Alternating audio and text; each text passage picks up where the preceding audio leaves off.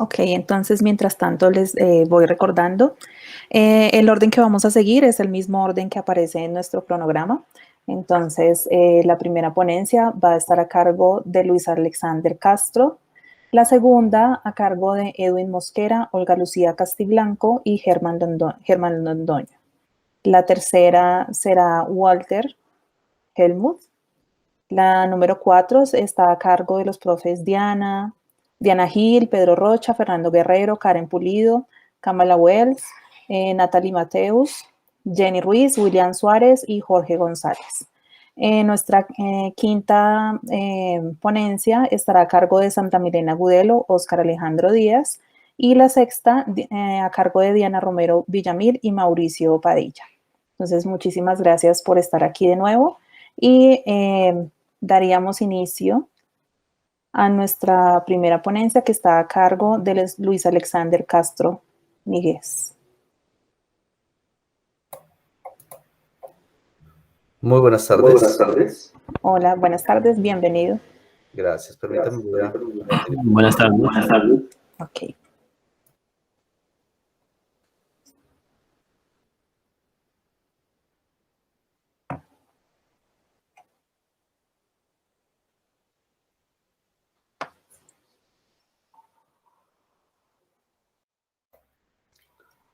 Listos.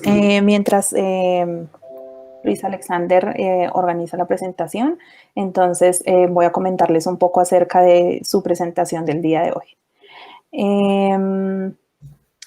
Bueno, tenemos el desarrollo profesional del profesor como uno de los enfoques epistemológicos de la formación continuada. Reconoce una visión de progreso donde los profesores son considerados portadores de saberes y experiencias previas en continuo aprendizaje profesional. Algunas características que permiten orientar este desarrollo son: se concibe a los profesores como aprendices activos y profesionales reflexivos. Es un proceso continuo que tiene lugar en contextos particulares. Es un proceso vinculado a las reformas educativas e innovaciones y a la mejora constante de las prácticas educativas. Se hace explícito una relación fundamental entre el aprendizaje del profesor y su desarrollo profesional. Este desarrollo se sustenta en el aprendizaje permanente para fortalecer el oficio de enseñar. En otras palabras, para tener la capacidad de ejercer la profesión docente, ser reconocido y sentirse un profesional de la educación. Constituir comunidades de prácticas favorece el desarrollo profesional de profesores, puesto que en ellas se comparten diferentes inquietudes, problemas, necesidades, pasión por un tema o se profundiza en conocimientos y experiencias sobre la enseñanza de las matemáticas escolares al interactuar de manera continua. Se convierten en estructuras del conocimiento y estructuras sociales con propósitos muy específicos. Trabajar por un interés común desde comunidades de práctica profesional en la enseñanza de las matemáticas escolares quizás permita que los conocimientos construidos por los profesores puedan ser empleados para dar respuesta a las múltiples necesidades y problemáticas que como organización educativa comparten. Entonces, una vez más, bienvenido, Luis Alexander, y ya puedes iniciar si estás listo. Listo, muchas gracias. ¿Está observando mi pantalla en este momento? Sí, se alcanza a ver. Listo. Entonces, ahí ya inicié la presentación. Bueno, como ya lo anunciaban, el trabajo que quiero compartir con ustedes el día de hoy lo he titulado Desarrollo Profesional de Profesores de Matemáticas desde la Constitución de Comunidades de Práctica. Bueno, este trabajo lo enmarco en los estudios doctorales que adelanto en la Universidad Distrital, doctorado interinstitucional en educación, cuyo trabajo titula Formación continuada de profesores de preescolar y básica primaria en una educación matemática escolar accesible. Esta investigación la desarrollo desde el énfasis de educación matemática bajo la línea Formación de profesores de matemática. El objetivo que, digamos, me he trazado, la pregunta de investigación mejor que he planteado a lo largo de la investigación es si las estrategias que constituyen la formación continua de profesores que incorporan procesos reflexivos sobre las prácticas de enseñanza de las matemáticas son dispositivos para la solución de problemas que plantea la inclusión de poblaciones vulnerables a la educación básica. Pues el objetivo principal de la investigación, aportar elementos para la caracterización de los efectos que tiene la incorporación de procesos reflexivos de profesores sobre las prácticas de enseñanza de las matemáticas en ambientes de aprendizaje accesibles. Para alcanzar este objetivo, he trazado 4 objetivos específicos, Qué pena, vuelvo a preguntar, ¿el audio está bien? Es que no tengo buena... Sí, no hay problema, estamos escuchando. Voy a quitar un momento, no sé que se entrecorte porque tuve hace poquito. Voy a quitar la imagen. Bueno, continúo. Entonces, los objetivos específicos, identificar desde procesos reflexivos de profesores de matemáticas experiencias de aprendizaje que les permitieron reconocer, repensar y reconstruir sus prácticas de enseñanza en contextos de diversidad. Establecer en contextos de soluciones a problemas que plantea la inclusión de poblaciones vulnerables a la educación básica, relaciones entre procesos transversales de la educación matemática y procesos reflexivos de profesores de matemáticas sobre sus prácticas de enseñanza. La idea es estructurar una formación continua de profesores de matemáticas que incorpore estos procesos reflexivos sobre las prácticas de enseñanza de las matemáticas en la generación de ambientes de aprendizaje y finalmente describir los efectos que tiene esta estructura organizada en la reflexión de profesores sobre el para qué se aprende, cómo se aprende y en qué cambia el que aprende matemáticas en la escuela. Bueno, para la investigación se plantearon 4 fases. Actualmente me encuentro en el desarrollo de la fase 4. Que tiene que ver con la evolución y valoración del sistema de formación continua de profesores de matemáticas en escenarios naturales, específicamente abordando la etapa, pues, las 2 etapas contempladas para esta fase. Bueno, ¿qué avances hemos tenido en términos del desarrollo de la investigación? Bueno, en este instante estamos entregando un sistema de formación continua de profesores de matemáticas. En la figura es posible observar 3 elementos constitutivos de un sistema de formación continua de profesores. Esto es de lo que plantea Vasco, que son sustrato, dinámicas y estructura de interacción y reflexión que se entrega como producto de la investigación. El sustrato presenta el conjunto de los 3 componentes, ¿no? Comunidades de práctica de profesores que enseñan matemáticas, ambientes de desarrollo profesional del profesor de matemáticas e infraestructura de soporte y desarrollo. Seleccionados del campo de formación de profesores, los cuales pueden cambiar, moverse o desaparecer con sus respectivos subcomponentes. La dinámica 1, el sistema de interacción para la comunicación, está pensado como herramienta que promueva y favorezca los espacios de discusión y reflexión sobre la enseñanza y el aprendizaje de las matemáticas escolares.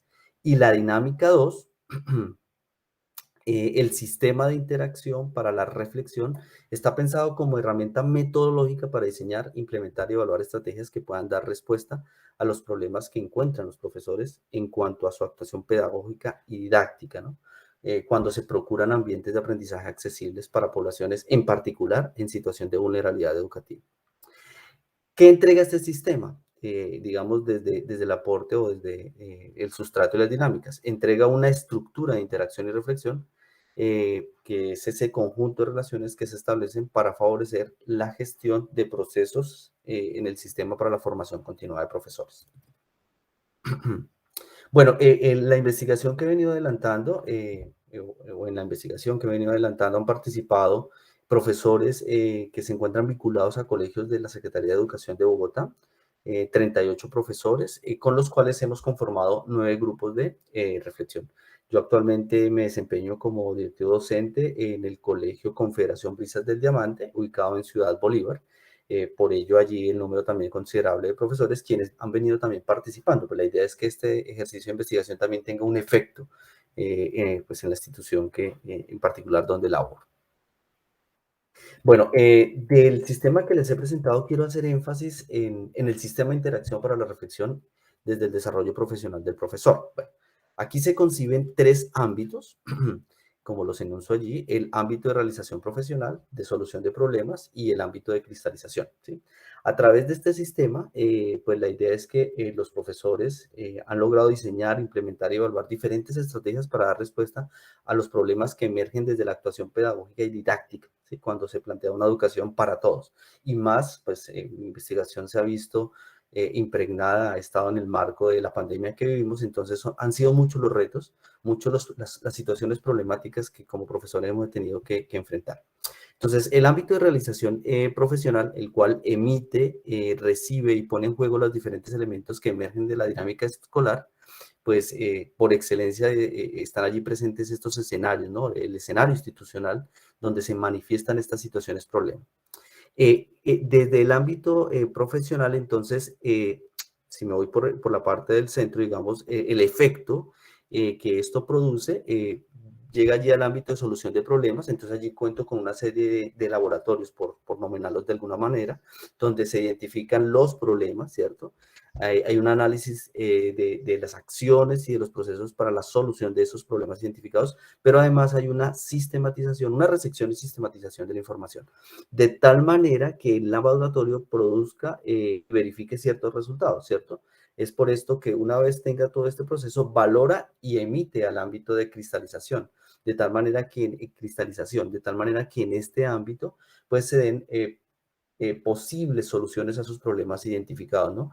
Puede ser un escenario por excelencia donde hay una producción de teorías, un escenario donde evolucionan, se valoran los diseños didácticos, de tal manera que haya una entrega de ciertas estrategias a ese ámbito de realización profesional. Como aparece allí en la parte central, pues los procesos reflexivos son los que se constituyen, digamos, como elemento que me va a permitir aportar a estas prácticas de enseñanza de las matemáticas. Bueno, pues mi investigación la vengo acompañando con el software NVivo para el análisis de toda la información. En la imagen pueden observar unas nubes de palabra que se generan a partir del software, más otros aspectos. Entonces, bueno, para iniciar, bueno, fruto del proceso de investigación, he podido identificar desde las voces de algunos profesores de preescolar y básica primaria, que es, digamos, la población en la que se ha centrado este trabajo, algunas situaciones problemáticas en relación con el proceso de enseñanza-aprendizaje de las matemáticas, ¿sí? Se reconocen necesidades desde varios tipos, en particular, el poder contar con estrategias que les ayuden a enriquecer el proceso de enseñanza de las matemáticas. Bueno, se hacen evidentes aspectos como la experiencia, las fortalezas y debilidades en el proceso de aprendizaje, el propio estudiante, ¿sí? Es como, digamos que allí en el primer corte, aquí es más o menos, digamos, estamos hablando de 2 años, pero aquí presento un corte de 3 semestres. A lo largo del 2020, primer semestre, el énfasis estuvo un poco en cómo responder. Reitero, pues la investigación estuvo permeada por todo lo de la pandemia, entonces el foco está allí, los niños, ¿no? Y cómo se establecen con ellos una serie de canales de comunicación para poder enfrentar un problema, y era el de poder continuar, digamos, con los procesos de enseñanza-aprendizaje escolares, ¿sí? Ya no desde la institución, sino desde la institución educativa, sino desde la casa. En el segundo semestre se observa que el énfasis aparece allí, digamos, ya una vez superado una serie de problemas en términos de la comunicación, se centra allí en la enseñanza del aprendizaje de las matemáticas, ¿no? Y ya en el semestre del 2021 viene como que ese diseño que complemente todo lo vivido en el 2020, ¿no? Entonces, el trabajo no visto solamente, como lo vamos a ver a continuación en la siguiente imagen, el trabajo desde el rol del padre de familia, del estudiante y del propio profesor. La figura allí, digamos que he tratado de identificar como 2 núcleos fuertes, esto me lo arroja el software como tal, frente a unas categorías que se han establecido, y observamos que está digamos, un primer núcleo que tiene que ver con la familia, ¿no? Y necesariamente en todo este proceso que vivimos, pues la familia se convirtió en ese protagonista, en ese aliado, digamos que en este proceso de enseñanza y aprendizaje de las matemáticas. Y en el otro núcleo está, digamos, lo propio de la enseñanza, que tienen que ver con las actividades de aprendizaje propias de las matemáticas. Todo esto se acompañó de videos, bueno, todo lo que tuvimos que elaborar como profesores y que los estudiantes también tuvieron que elaborar a manera de evidencias de esos aprendizajes, ¿no? Allí se encuentran como estos elementos. Bueno, entonces, ¿cuáles son los alcances que me ha permitido tener este sistema que les estoy compartiendo, este sistema de formación? Digamos que uno de los alcances es poder identificar una red de situaciones problemáticas. Las trato de ilustrar en este esquema. Un primer, digamos, elemento, como ya lo había anunciado, es la comunicación, los canales de comunicación que se debían establecer entre, en principio, profesores y estudiantes, ¿cierto? Pero la familia, o en este caso padres o cuidadores, pues entran a jugar un papel muy importante. Entonces, ahora, ¿cómo era la comunicación entre estos 3 agentes? Y resulta que pensado o superado un poco mejor estos canales de comunicación, pues es posible identificar otros aspectos. Viene entonces el trabajo. podríamos caracterizar un poco desde el rol del profesor un trabajo de tipo pedagógico, de corte pedagógico y didáctico, en donde pues comprendía el diseño de material, adaptación de muchos elementos, las actividades propias de un aula escolar. Se incrementó un poco este aspecto de explicación a los padres. Reitero, la población con la que trabajé es de preescolar y básica y primaria, por eso aquí el padre juega un rol muy, muy importante, y la priorización de unos contenidos. En cuanto al trabajo, en términos del estudiante, uno podría, pues, pensar en una categoría del trabajo académico, donde los estudiantes tienen que desarrollar una serie de actividades, una actividad conjunta no entre estudiantes, entre su par estudiantes, sino pues con los miembros de su familia, ¿no? Poder diseñar un material didáctico y hacer una entrega de trabajos. En el caso de los padres de familia, contemplamos un trabajo más de tipo laboral, ¿no? En donde primero ellos tienen que satisfacer unas necesidades básicas, ¿no? Pero además, en el marco de su rol, ellos tienen que también procurar el envío de esas evidencias que sus hijos les están compartiendo, esas evidencias de aprendizaje, ¿no? Ya sea a través de fotos, videos, audios, y además ofrecer una explicación a los hijos desde lo que los profesores les han compartido. Por eso, allí este diagrama donde hay un acompañamiento de padres y cuidadores hacia los estudiantes, como de profesores hacia los estudiantes, y hay digamos que una comunicación directa entre profesores y padres de familia. Es decir, la familia y la escuela debe establecer una relación directa, es decir, en donde la familia entra a ser parte de esa relación didáctica que se ha establecido en términos, bueno, se reconocen pues tres elementos fundamentales allí que son saber, profesor y estudiante, pero la familia llega a desempeñar un rol allí importante, sin dejar, digamos, de lado esta importancia de la afectividad dentro de todo este proceso. En la categoría de trabajo que les estoy presentando, emergen, dependiendo del rol, una serie de situaciones. Por ejemplo, el trabajo visto desde el padre de familia tiene que ver cómo garantizar cierta autonomía por parte de los estudiantes para realizar cada una de las actividades propuestas por los profesores, ¿no? Hay un equipo que se crea, un equipo de trabajo entre padres y profesores, pero también un trabajo en términos del uso de las TIC, ¿no? Los padres y los estudiantes y los profesores debieron formarse o autoformarse en el uso de estas herramientas tecnológicas, ¿no? Hay un aprendizaje conjunto, lo manifiestan los padres, porque en el momento que trabajan con sus hijos, ellos aluden a que pues ellos también están aprendiendo. Y este acompañamiento que ellos hacen, lo hacen desde sus saberes propios, ¿no? Además hay un elemento de conciencia, ¿no? En términos de cómo yo, de cierta manera, acompaño a mi hijo, pero a la vez comparto con el profesor esas evidencias, digamos, de aprendizaje de sus hijos, bueno, que han sido realizadas por ellos. El trabajo también visto desde el estudiante, pues hay una dificultad porque él debe enfrentar una serie de actividades de aprendizaje desde los recursos que tiene en su casa, ¿no? Con el apoyo de su familia. Hay un esfuerzo, ¿sí? Por hacer una construcción de ese saber matemático, de ese desarrollo de habilidades matemáticas. Y finalmente el profesor, en términos de su desarrollo profesional, pues tiene elementos o, digamos, allí se enriquece con otros aspectos, ¿no? Lo decía anteriormente, es necesario brindar una explicación a los padres de familia para todo, digamos, el proceso que se viene desarrollando en el marco de este aprendizaje de las matemáticas. Hay algo aquí que emerge, que es la organización de la información, o sea, fruto de todo lo que vivimos, los profesores se vieron, digamos que fue algo dispendioso, cómo organizar, digamos, la cantidad de información que recibieron por parte de sus estudiantes, ¿no? Y cómo hacer una retroalimentación lo más, digamos, oportuna frente al proceso.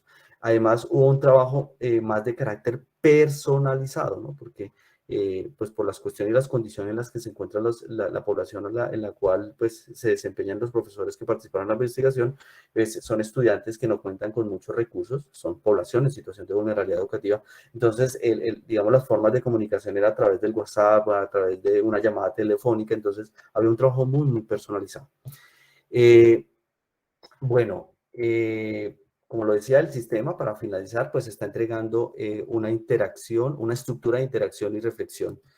Como ya lo anunciaban en algún instante, pues construir comunidades de práctica favorece el desarrollo profesional de profesores, puesto que en ellas se comparten diferentes inquietudes, problemas, necesidades, pasión por un tema, o se profundiza en conocimientos y experiencias sobre la enseñanza de las matemáticas escolares al interactuar de manera continua.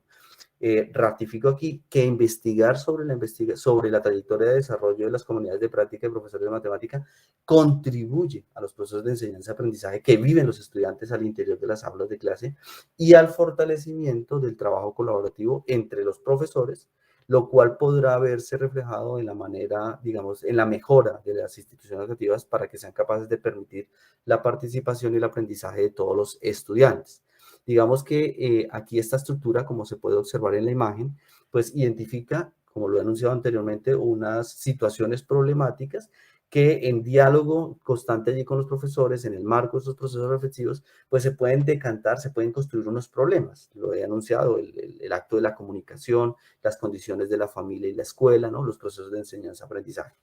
El sistema, reitero, contempló un elemento de su sustrato que es la infraestructura. Entonces, este elemento va a ser fundamental para poder construir o poder pensar posibles soluciones a estas problemáticas que se han presentado en el marco de la enseñanza y el aprendizaje de las matemáticas. Entonces, finalmente, puedo afirmar que la investigación desarrollada promueve el trabajo colaborativo desde comunidades de práctica, lo cual se convierte en estructuras de conocimiento, estructuras sociales con propósitos muy específicos, ¿sí? Trabajar por un interés común desde comunidades de práctica profesional en la enseñanza de las matemáticas escolares quizás permita que los conocimientos construidos por los profesores pueden ser empleados para dar respuesta a múltiples necesidades y problemáticas que como organización educativa compartimos. Muchas gracias.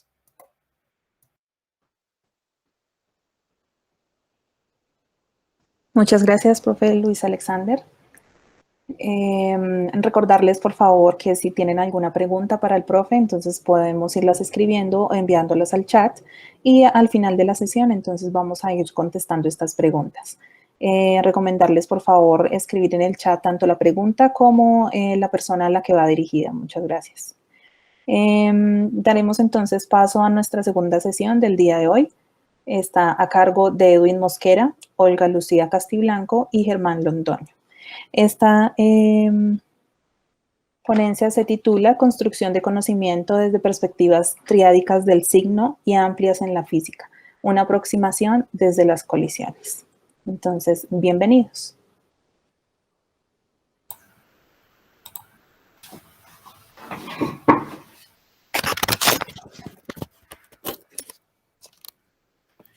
Bueno, muy buenas tardes para todos. ¿Me escuchan? Sí, señor. Bueno, puede dejar de presentar el profe para poder compartir un poquito. Creo que todavía está compartiendo el profe. Okay. Listo. Bueno, mientras tú nos compartes pantalla, entonces me permito hacer la introducción del trabajo de ustedes. Entonces, la construcción de conocimiento en el aula de física se considera compleja. Algunas de las causas son las actitudes negativas de muchos estudiantes por su aprendizaje, la carga cognitiva por sus relaciones con las matemáticas y el manejo inadecuado de los registros semióticos en los procesos de enseñanza y aprendizaje. Esta propuesta busca ampliar la comprensión de este fenómeno. La unidad de trabajo son los estudiantes de la media, 15 a 16 años, de la institución educativa Cristo Rey de Dos Quebradas, Risaralda. La información se recogió durante el primer periodo académico del año 2021 en la asignatura de física a partir de la temática de colisiones. Las unidades de análisis son 10 casos múltiples. Estos se clasificaron de acuerdo con el rendimiento académico que mostraron los estudiantes durante el primer periodo y por la entrega regular de sus actividades. El procesamiento de la información en cada caso pasa por una rejilla de observación que se construyó a partir de una perspectiva triádica desde el signo y amplia desde la física. Según los resultados, el tema de las colisiones permite a los estudiantes un acercamiento con algunos conceptos de la energía mecánica y además un enfoque desde el momento lineal que permite a los estudiantes una construcción de conocimiento de nivel 2 en promedio, es decir, con 2 o más conceptos claros, pero no siempre justificados desde las teorías. También se observó que los estudiantes se apoyan en los registros semióticos y desde estos intentan comprender los fenómenos. Entonces, una vez más, bienvenidos. Y si por favor nos pueden hacer una pequeña presentación de cada uno de ustedes antes de iniciar la presentación. Entonces, el espacio es suyo desde este momento. Muchas gracias. Bueno, muchas gracias. Ahí me dice, por favor, si alcanzan a ver. Yo acá no estoy, solamente estoy viendo la presentación. ¿Me dicen que alcanzan a ver en ese momento? Sí, señor. En la primera diapositiva está el nombre del encuentro de investigación. Bueno, muchas gracias. Primero que todo, un saludo para todos.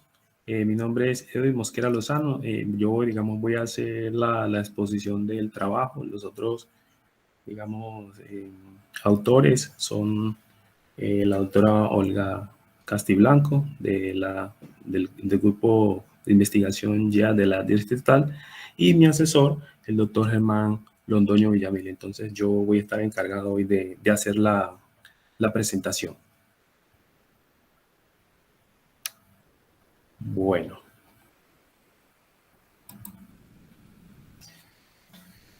Bueno, como les decía, mi nombre es Jesús Mosquera Lozano. Yo estudio doctorado en didáctica de las ciencias en la Universidad Tecnológica de Pereira.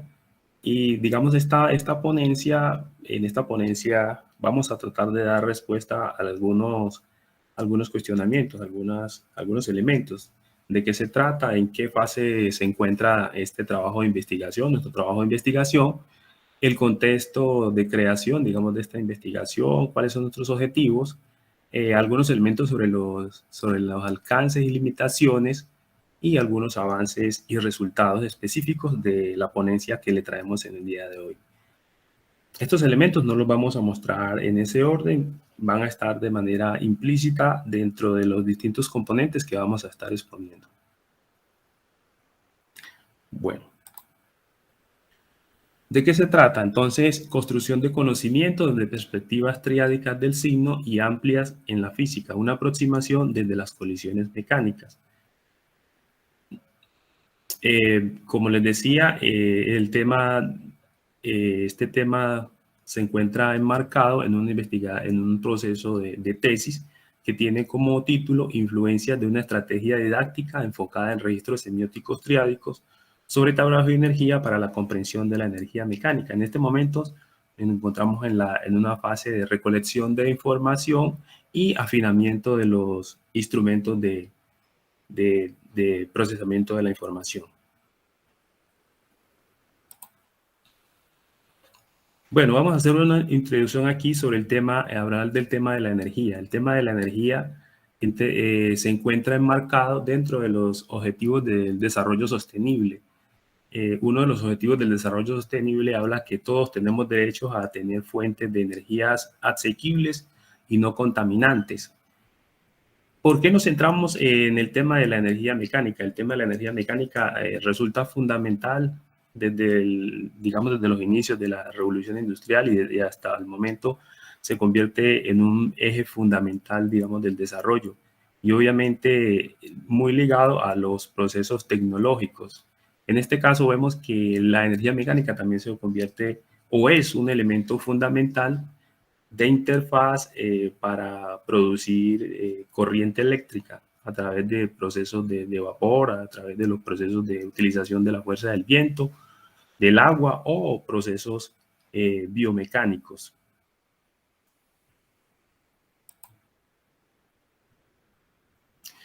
Nosotros esta ponencia la estamos fundamentando en 3 elementos que son, digamos, algunos elementos disciplinares que tienen que ver con el abordaje, digamos, de la mecánica o de la energía mecánica desde una perspectiva amplia y usando registros semióticos triádicos. Vamos a explicar de qué se trata cada uno de estos.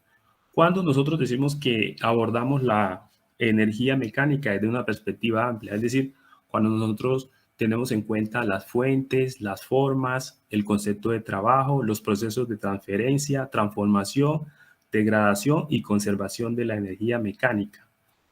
Desde el punto de vista de los aspectos socioculturales, entendemos el aprendizaje como un proceso de construcción social, ¿cierto? Y que lo podemos ver reflejado a través de muchos elementos, en este caso particular de esta ponencia, a través de procesos de argumentación y relación de ideas en el aula. Y también debemos tener en cuenta algunos elementos que son interaccionales en el aula. Sabemos que el proceso de enseñanza y aprendizaje de la física ha sido bastante complejo y causan los estudiantes, digamos, muchas emociones negativas y actitudes negativas hacia su aprendizaje, no solamente en el tema de la energía, en el tema de la física, sino en términos generales de las ciencias naturales.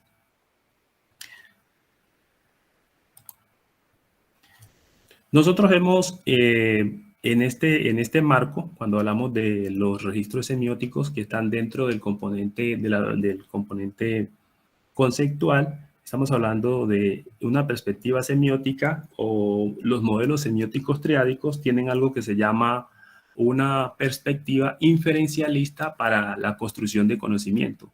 ¿Qué quiere decir inferencialista?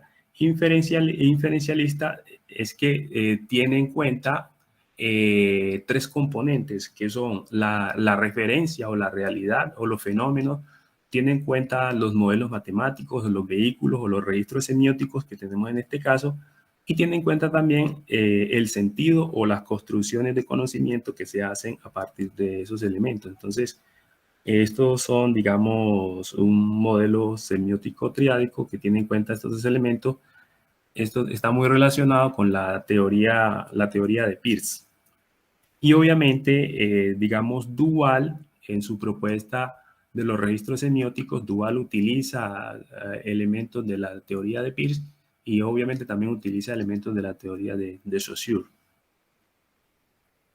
Cuando hablamos de registros semióticos, nosotros tenemos tres tipos de registros. Registros semióticos icónicos, registros semióticos gráficos, registros semióticos simbólicos y registros semióticos verbales. Cuando hablamos de registros semióticos icónicos, estamos hablando de imágenes que están muy próximas a la realidad, es decir, muy parecidas a una fotografía, un esquema que tiene mucha semejanza con los elementos reales.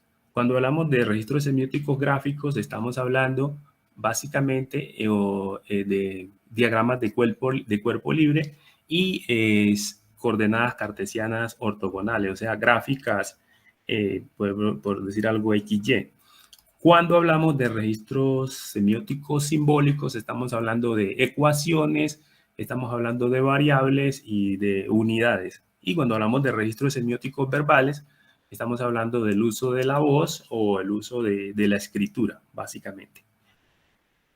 Este modelo semiótico también lo podemos utilizar lo estamos utilizando como modelo para la estrategia didáctica. Entonces, nosotros a través de este modelo podemos decir que tenemos un momento referencial, podemos tener un momento vehicular y un momento de sentido. Entonces, en el momento referencial, lo que hacemos es tratar de poner al estudiante en contacto con el fenómeno a través de laboratorios o todo ese tipo de actividades que se pueden hacer.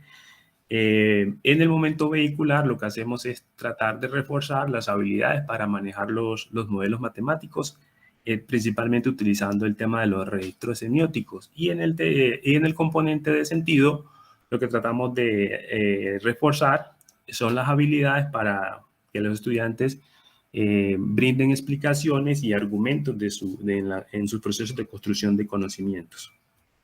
Entonces, básicamente el objetivo que nosotros nos hemos planteado, un objetivo compuesto, es evaluar los niveles de aprendizaje sobre la energía mecánica desde una perspectiva amplia y analizar también la relación con la evolución, la relación que tiene digamos, estos aprendizajes con la evolución de las competencias en el manejo de diferentes tipos de registros semióticos en estudiantes de la media, 15 a 16 años. Bueno, aquí tenemos algunos elementos de la metodología y los resultados. Entonces, voy a detenerme un momento aquí para explicar detalladamente esta tabla. Sí, en esta tabla nosotros tenemos la tabla de resultados al aplicar, digamos, el análisis de la información que recogimos. Básicamente, nosotros estamos utilizando un enfoque cualitativo con diseño de casos múltiples en este caso específico de esta ponencia, tenemos una muestra de 9 estudiantes de grado 11 de la institución educativa Cristo Rey de Dos Quebradas. Lo que hicimos fue, voy a mostrarles aquí tenemos los 9 casos, aquí está del caso 8, el caso 9 lo tuvimos que sacar por inconsistencias en la información, tenemos 10 casos, pero en este caso tenemos 9 casos. Entonces aquí tenemos caso 1 hasta el caso 10, y aquí donde dice nivel escolar, lo que hicimos fue clasificar los estudiantes por su rendimiento académico en el periodo inmediatamente anterior. Entonces los estudiantes de tipo A son estudiantes que no perdieron ninguna asignatura, estudiantes tipo B fueron que perdieron una sola asignatura o área, y los estudiantes tipo C de pronto perdieron 2 o más asignaturas. Entonces, la unidad de análisis que tenemos son los niveles de aprendizaje en torno a la energía mecánica, pero vamos a utilizar un tema específico que son las colisiones mecánicas o los choques, y haciendo énfasis también en los registros semióticos.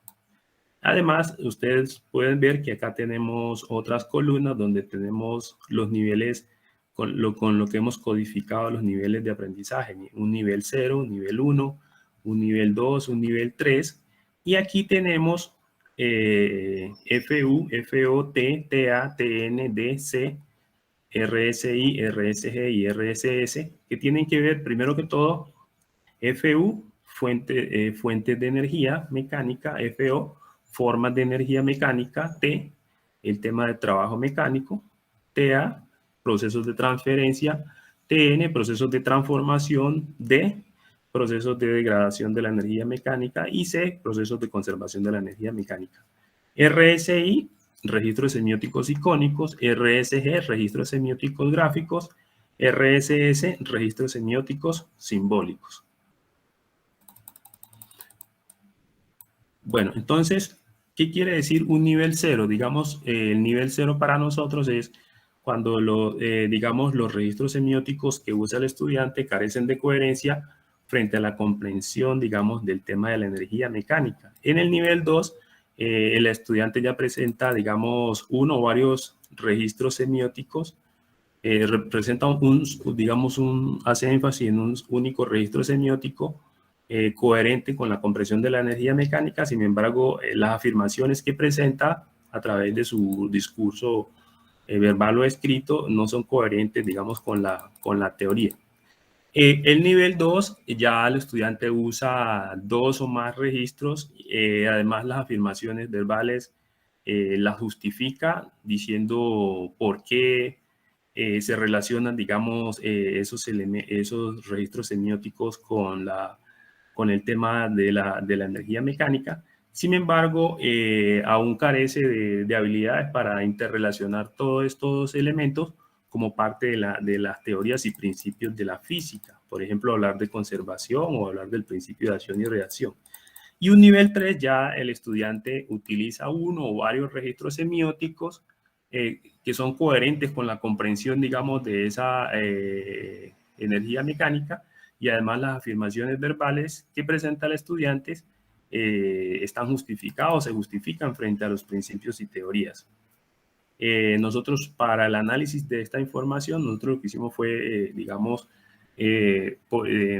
mandar a los estudiantes, exigir, digamos, la realización de una tarea donde se les presentó, digamos, diferentes tipos de fuentes y se les pidió que hicieran un análisis del tema de colisiones mecánicas.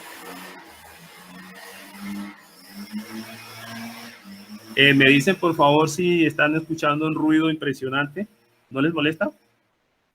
No, no es molesto, profe Edwin. Es que se escucha, llegaron a una podadora por aquí cerca. Qué pena con ustedes. Bueno, el análisis que hicimos de la información utilizando el software InfoStat, un análisis multivariado, utilizando, digamos, el vector de componentes, que lo que hace es tratar de relacionar, digamos, todas las variables y tratar de caracterizar la información. Bueno, ahí les presento la gráfica que arrojó el programa. Voy a detenerme un momento aquí para mostrar un poco. Cada una de estas líneas es una de las variables de análisis. Aquí tenemos los niveles de aprendizaje, el nivel 0, nivel 1. Aquí tenemos el nivel 2, acá tenemos el nivel 3. Y alrededor también tenemos las variables de la perspectiva amplia. Tenemos las formas de energía. Aquí tenemos las fuentes de energía. Acá tenemos el concepto de trabajo. Acá tenemos el uso de registros semióticos simbólicos. Entonces, ¿cuál es la interpretación de esta información? Digamos que aquí tenemos, por ejemplo, el caso 6, caso 6C. El caso 6 es que es un estudiante que lo hemos codificado como tipo C. Y aquí tenemos el caso 1, que es un estudiante que lo hemos codificado como tipo A. Entonces, aquí tenemos, digamos, estos dos estudiantes que presentaron, digamos, una caracterización muy similar, cercana, digamos, a un nivel de comprensión entre 0 y 1, nivel 0, nivel 1, y además presentaron en su discurso componentes o elementos relacionados con el tema de, aquí está, transferencia y transformación de la energía mecánica. Además, también tuvieron de manera cercana que ver con, o mostraron también el uso de registros semióticos gráficos. Y por acá, sí, básicamente esa sería como la caracterización general. Aquí tenemos el caso 2, por ejemplo, el caso 2, un estudiante tipo A, el caso 10, un estudiante codificado como tipo B, y el caso 5, acá, fueron estudiantes que se caracterizaron, digamos, por presentar en su discurso elementos que tienen que ver con las formas de energía y tuvieron un nivel de comprensión, de aprendizaje, un nivel 3, ¿sí? Lo mismo acá tenemos el caso 3, ¿sí? Junto con el caso 7, ¿sí? Donde se ve que se reflejaron algunas características o reflejaron en su comprensión temas relacionados con el trabajo mecánico y el uso principal de registros semióticos simbólicos. Entonces, digamos, es la manera general de interpretación de esto que se llama un vector de componentes usando el software InfoStat. Entonces, básicamente, esa estructura que nosotros hicimos de los niveles de comprensión, las componentes de la perspectiva amplia y el uso de los registros semióticos, lo tenemos caracterizado como una rejilla de observación, y es con la que nosotros planeamos, digamos, analizar en un primer momento, en un primer nivel, la información, y en un segundo nivel de análisis de la información, planeamos utilizar los software, puede ser InfoStat o SPSS o Atlas TIC.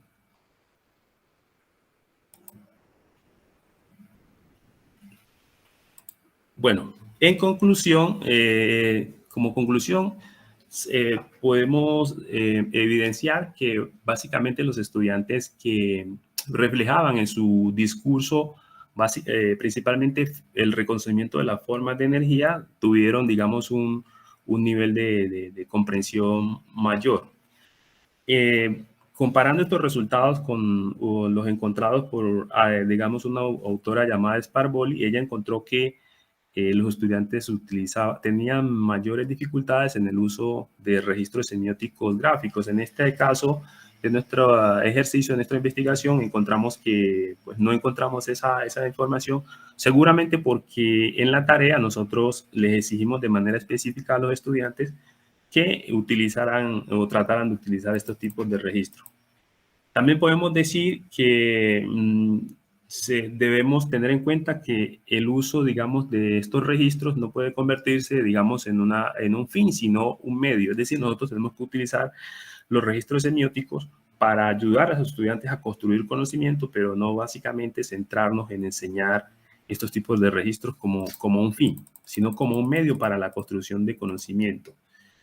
Este análisis, digamos, nos permite visualizar tendencias en el progreso y aprendizaje sobre la energía mecánica para caracterizar, digamos, puede ser los niveles de aprendizaje, pero también las características en las formas de aprender de nuestros estudiantes.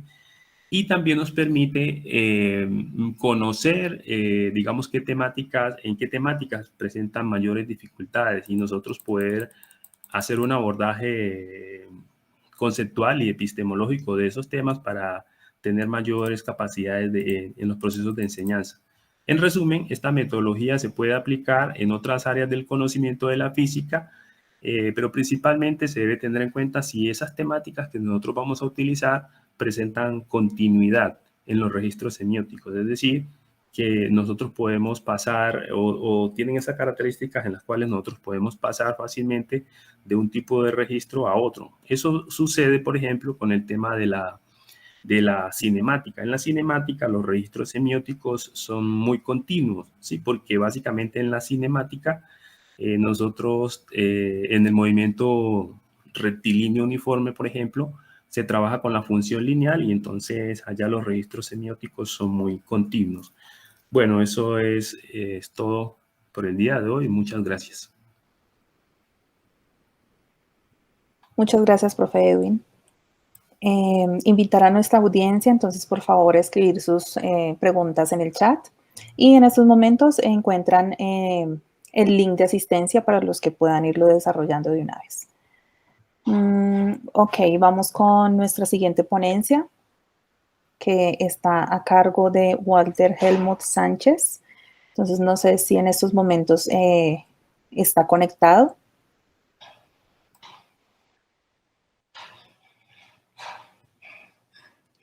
Ok. Seguimos entonces con nuestra cuarta ponencia. Nuestras ponentes son Diana Gil, Pedro Rocha, Fernando Guerrero, Karen Pulido, Kamala Wells, Natalie Mateus, Jenny Ruiz, William Suárez, Jorge González. Entonces, bienvenidos. Esta ponencia se titula La divulgación y comunicación científica crítica como antídoto contra el negacionismo autómata. Buenas tardes, mi nombre es Karen Pulido, integrante del grupo Crisálida en este momento. Estamos con mi compañera. Buenas tardes. Kamala. Buenas tardes. Bienvenidas. ¿Me escuchan? Perdón. Sí, te escuchamos. Creo, no sé, Catherine. Buenas noches. Catherine, buenas tardes. Y para todos, muy buenas tardes. Sé que también creo que se conectó Natalie Mateus, está con nosotros también, compañera del equipo. Este es un grupo bastante amplio. Un segundo. Que se me generó eco ya. El grupo es el grupo Crisálida de la licenciatura en matemáticas, conformada principalmente por la profesora Diana Gil, el profe Pedro Gerardo Rocha y el profe Fernando Guerrero. Ellos el año pasado nos hicieron una convocatoria a los egresados y nos invitaron a participar de esta investigación y los estudiantes, bueno, los ex estudiantes ahora todos ejercemos como docentes del sector público, la Secretaría de Educación y pues aceptamos la convocatoria y participamos con mucha alegría porque en la universidad se abren este tipo de espacios y actividades para que todos podamos participar. Entonces, nuestra investigación, creo que, no sé si tú leíste mal el nombre, porque es las decisiones en situaciones de incertidumbre de los profesores de matemáticas en tiempos de pandemia. Entonces, Karen, ¿me haces un favor? ¿Compartes tú la pantalla, porfa? Listo. Ya. Permítame un momento. ¿Me confirman si ya se está observando? Sí. Sí, sí, está. Listo. Sí, ahí estamos viendo tu pantalla. Entonces, mientras tú vas organizando, entonces yo voy a ir leyendo la introducción del trabajo de ustedes. Sí, mil disculpas, la de ustedes es las decisiones en situaciones de incertidumbre de los profesores de matemáticas en tiempos de pandemia. Este trabajo presenta algunos aspectos de investigación y algunos resultados obtenidos por los profesores del grupo Crisálida, hablada e institucionalizada en el Centro de Investigaciones y Desarrollo Científico. La investigación indaga en torno a las situaciones de incertidumbre a las que se enfrentan los profesores y decisiones en el desarrollo de las actividades de enseñanza de las matemáticas en la coyuntura de pandemia, cuando incorporan herramientas tecnológicas y metodológicas no presenciales, remotas o a distancia. La investigación se desarrolla como un proceso de organización, registro, análisis e interpretación de los relatos de los profesores sobre su actividad diaria en el aula de matemáticas. La población objeto de estudio está compuesta por profesores de matemáticas de distintos contextos educativos. El marco teórico se ubica en la perspectiva de la línea internacional y nacional de la formación de profesores de matemáticas, así como de la didáctica de las matemáticas con la incorporación de TICs. La metodología que se emplea es el análisis narrativo. Se centra en la interpretación de las experiencias de los profesores que los profesores llevan a cabo diariamente sobre su quehacer pedagógico cuando enseñan matemáticas. A nivel de los resultados, se espera comprender el contexto educativo actual con relación a los cambios que ha presentado la enseñanza de las matemáticas en la coyuntura de pandemia y con la incorporación de las TICs. El impacto de este proyecto a nivel de Distrito Capital a mediano y largo plazo es llevar a cabo acciones formativas con los profesores en ejercicio. Entonces, una vez más, bienvenidas y muchas gracias por participar en este encuentro de investigación. Gracias, Katherine. Entonces vamos, Karen, pasándola. Listo. Permíteme. Listo. Entonces, como les estaba mencionando, este es el grupo de investigación Crisálida, que yo siento la verdad que con mucho cariño los profes Fernando, el profe Pedro y la profesora Diana, pues han abierto como su puerta para que nosotros los egresados que queramos participar y trabajar con ellos, pues lo hagamos. Entonces, este es como un primer acercamiento a realizar esta investigación con nosotros. Entonces, en esta presentación solamente vamos a mostrar el ejemplo de la manera como metodológicamente hemos venido trabajando una parte del grupo, que es el profe Fernando, Karen y Kamala. Los otros investigadores, las otras personas que se encuentran con nosotros, la profe Diana, el profe Pedro, Gerardo, ellos también están trabajando con sus equipos y han desarrollado otro tipo de metodologías, porque digamos que frente a la coyuntura de tantas cosas que hay que hacer en el día a día, pues entonces finalmente terminamos nosotros presentando lo que vamos a compartir acá para que ustedes lo conozcan. Y queda pendiente, pues evidentemente, que en el curso del desarrollo de la investigación conozcamos la parte que Natalie Mateus y los otros compañeros están desarrollando en su análisis metodológico. Entonces, continuemos, Karen, y iniciamos entonces con la descripción del proyecto de investigación. El objetivo que se ha propuesto esta investigación es describir a partir de las narraciones de los profesores las situaciones de incertidumbre y las decisiones que se presentan o que se toman cuando se incorporan las tecnologías de la información y la comunicación en estos tiempos de crisis y las metodologías no presenciales, remotas o a distancia en la enseñanza de las matemáticas durante la época de la pandemia. Como lo señalamos en el documento resumen que compartió Katherine, la población de la investigación está compuesta por los profesores de matemáticas de los distintos niveles educativos. El marco teórico está centrado o se ubica en la perspectiva de la línea internacional y nacional de la formación de profesores de matemáticas, así como de la didáctica de las matemáticas específicamente. La metodología empleada es de tipo narrativo, se centra en la interpretación de los relatos, de las experiencias de los profesores cuando enseñan matemáticas. Los momentos de la investigación, entonces como hemos aclarado, la investigación se encuentra en curso. Hemos implementado el análisis narrativo de los relatos de los profesores participantes. Este análisis se ha realizado a partir del contenido, el contenido explícito en cada uno de los relatos. Allí se identifican los temas, argumentos, acontecimientos en esas tramas narrativas con el fin de identificar categorías emergentes.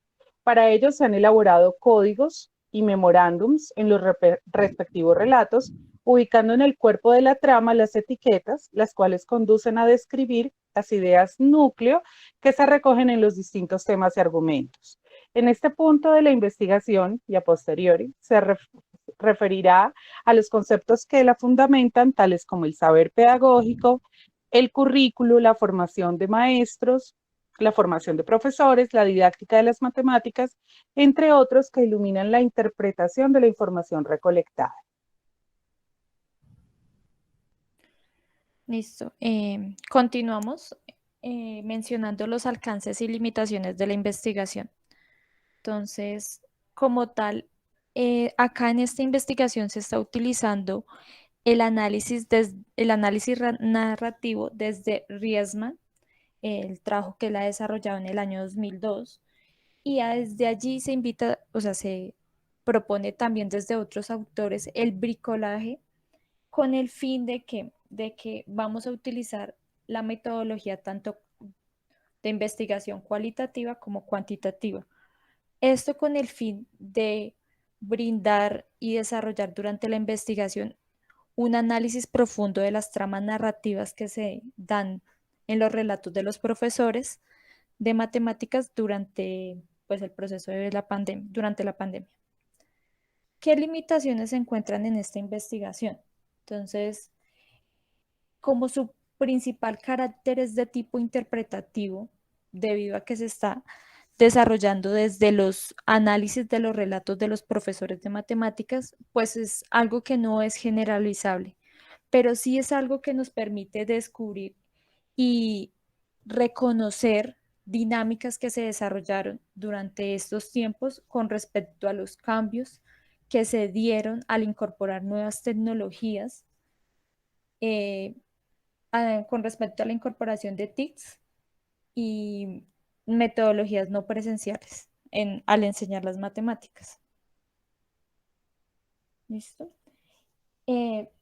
Este trabajo tiene un grupo de antecedentes y desde allí se tuvo en cuenta los aspectos que mencionaron algunos organismos, como fue la UNESCO y el Banco Mundial. Entonces, con respecto a esta línea de antecedentes, pues la idea siempre que se buscó era que ellos dan una recomendación y la idea es no afectar los aprendizajes desde la estrategia aprender en casa, que se estaba desarrollando por la coyuntura de la pandemia. Y como este tipo de estrategias, la idea era que en países subdesarrollados o en diversos contextos, pues este tipo de educación es el que permite y es la parte más decisiva para no generar unas grandes brechas a pesar de que no se tengan los mismos recursos tecnológicos dentro del aula y cómo se venía desarrollando. Porque sabemos que, pues, como tal, el proceso de educación y aprendizaje permite como tal reducir de alguna manera las brechas de tanto equidad y justicia social. ¿Listo? Entonces, esto es con respecto a los antecedentes. ¿Qué se busca también dentro de los antecedentes? Destacar que se iba a ver, o sea, había una transformación con respecto al currículo que se está desarrollando y a los roles que está desarrollando el profesor con respecto como a la antigua normalidad. ¿Listo? Todo esto que hemos venido mencionando con mi compañera Kamala, pues nos lleva a se llevaron a plantear un grupo de preguntas con respecto a la investigación. Entonces voy a mencionar las preguntas específicas como tal. En la primera, como tal, lo que busca es identificar dentro de las narraciones de los profesores qué aportes identificaremos dentro de estos relatos que permiten tenerse en cuenta al momento de pensar cómo es el proceso de formación continua de docentes, qué cambios hay que tener o qué consideraciones se deben realizar en este tipo de currículos. Por otra parte, está cuando se utilizaron las TICs, cómo lo mencionan dentro de la narración de los profesores en los distintos contextos educativos. Entonces, ¿qué aspectos fueron los que principalmente se utilizaron de las TICs? La siguiente pregunta es evidenciar qué relaciones se encuentran dentro de qué relaciones observamos cuando hay las interacciones profesor-estudiante, profesor-conocimiento, todo este tipo de relaciones que se dan dentro del desarrollo del aprendizaje y la enseñanza de las matemáticas. ¿Listo? obviamente siempre estamos teniendo en cuenta que el contexto que estamos manejando es cuando se implementaron las TICs o metodologías no presenciales. Entonces, a partir de este grupo de preguntas, pues nos lleva a una pregunta principal y es, ¿cuáles son las situaciones significativas que aparecen en las narrativas de los profesores de matemáticas de la educación básica, media y universitaria al incorporar las TICs mediante metodologías no presenciales en la enseñanza de las matemáticas? Entonces, aquí vamos a mostrar, como mencionamos, es una investigación que está en curso. Entonces vamos a mostrarle un ejemplo de lo que se está desarrollando y cómo se está implementando la metodología. Entonces, acá colocamos el relato de un profesor. Cada uno de los relatos se ha organizado la información, se ha codificado y digamos, este código que acá aparece, entonces corresponde a un profesor.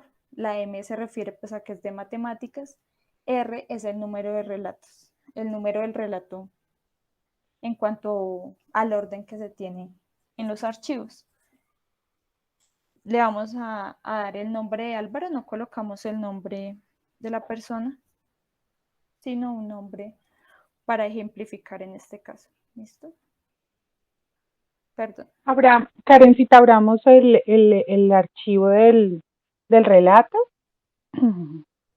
Entonces, miren, ¿Listo? la idea básicamente del ejercicio que hemos hecho de investigación en este pequeño grupo, que como les he mencionado, pues hace parte de todo el equipo que está liderando esta investigación. Nosotros nos hemos enfocado por hacer un tipo de análisis narrativo al contenido, analizando desde la teoría del análisis del discurso un poco, ¿no? Entonces, aquí en este ejercicio, ábrelo para que alcanzara a ver los 3 renglones amarillos, para mostrarles el ejemplo realmente de cómo lo hemos venido metodológicamente estructurando. Entonces, nosotros hacemos la lectura del texto y entre los 3, entre Fernando, Karen y yo, hemos venido discutiendo sobre qué es lo que percibimos con respecto a lo que el maestro quiere evidenciar y de allí identificar qué de esto que dice el maestro es lo que para nosotros, lo que llegaría a ser en determinado momento algo significativo dentro del proceso de las decisiones que se toman para enseñar matemáticas en tiempos de crisis, ¿sí? Entonces, por ejemplo, en este texto en particular, notan ustedes cómo hemos marcado cada uno de los renglones con un número para identificar como el momento exacto en donde está lo que nos va a interesar en determinado momento cuando se empiezan a correlacionar todos los relatos. Y hemos colocado un color para representar cada una de las categorías que han ido emergiendo. Entonces, cuando vemos, por ejemplo, Karen, ubiquemos que alcancemos a ver. Ahí, no, déjalo ahí y súbelo un poquitico que vea todos los 3, 4, 5 renglones amarillos y pasamos a la tabla. Los renglones amarillos, mi corazón antes, para mostrarles acá, por ejemplo, ¿sí? Aquí en este pedacito, en este párrafo, nosotros vamos a hacer la lectura de esa última parte para que perciban con nosotros lo que nosotros hemos venido hallando. Dice, igual que nosotros, a los estudiantes, la situación les tomó totalmente desprevenidos de un día para otro. No nos volvimos a ver. De hecho, el rector necesitó un día sábado para poder establecer estrategias para iniciar el proyecto desde escuela en casa. Inicialmente pensaba que solamente se llevaría una cuarentena de 15 días y luego volveríamos a la normalidad. Sin embargo, la realidad nos ha contado otra cosa. Entonces, noten cómo a través de esta identificación de los colores, nosotros empezamos a encontrar cómo los textos se correlacionan porque van en la narrativa contando o sintiéndose como lo mismo, ¿verdad? Y de allí, pues empiezan a surgir de cierta manera a lo que le hemos llamado nosotros como esas categorías. Entonces, ahora sí, mostremos la tablita para que vean cómo esos colores los hemos identificado con esta tabla. Si quieres, continúa, Karen. Listo. Como lo estaba leyendo Kamal ahorita en ese fragmento amarillo, entonces esa es o sea, lo denominamos expectativa e incertidumbre. Y con esto nos queríamos referir a la carencia de la certeza del qué va a pasar con respecto a la actividad pedagógica que se iba dando. Entonces, ahí era el hecho, pues, estábamos identificando el hecho de que no se sabía qué iba a hacer, o sea, que había una organización del rector de ese día. Y así íbamos leyendo cada fragmento de la palabra que tiene un sentido completo de la frase para identificar, pues, qué categorías iban emergiendo. Y desde allí se empieza a mirar la recurrencia, la idea es mirar la recurrencia de cada uno de estos colores. Estas son en general las que encontramos en estos relatos. Entonces voy a mencionarlas. Verde se va a referir a todo lo asociado con las emociones, entonces ahí lo mencionamos como los sentires de los estudiantes y padres de familia con relación a las dinámicas sociales.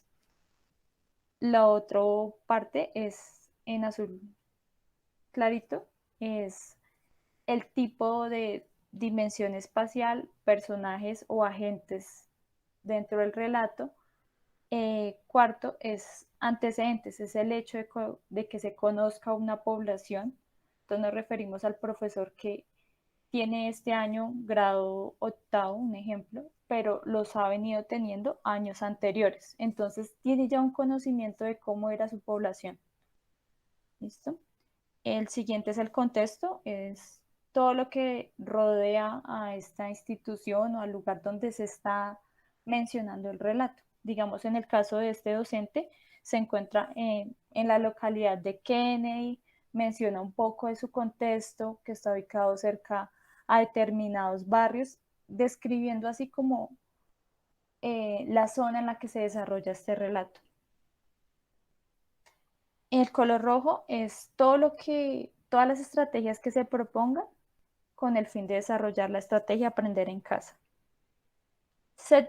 El séptimo que está digamos que en un tono oscuro, es un juicio que se genera durante la narrativa del docente, que es un juicio perceptivo con respecto a la situación que está ocurriendo. Y el último, que es como un tono entre café, es el juicio de elucubración. Entonces es la reflexión o una meditación con respecto a cómo se está desarrollando su papel dentro de este tipo de actividad.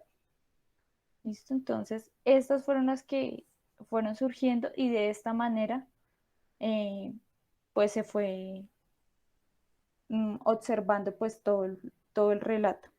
¿Listo?